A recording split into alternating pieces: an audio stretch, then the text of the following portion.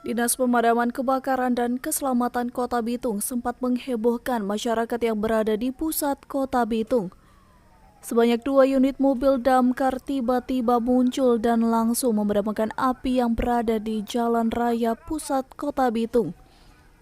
Tidak hanya itu, damkar keselamatan Kota Bitung juga berhasil menjinakkan beberapa satwa liar seperti ular piton dan anjing rabies.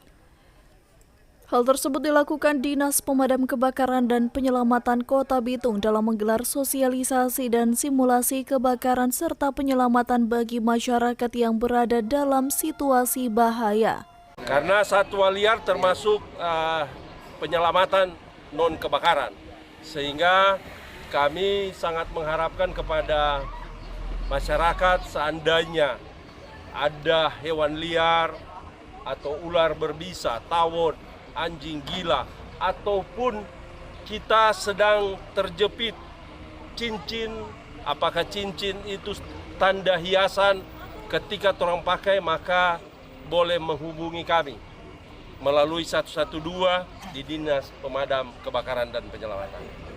Dondo Kambe pun menghimbau kepada masyarakat untuk menghubungi call center 112 ketika ada kebakaran ataupun situasi membahayakan masyarakat seperti adanya hewan buas atau membahayakan lainnya. Dari Kota Bitung, Brian Umbo melaporkan untuk Kawanua TV.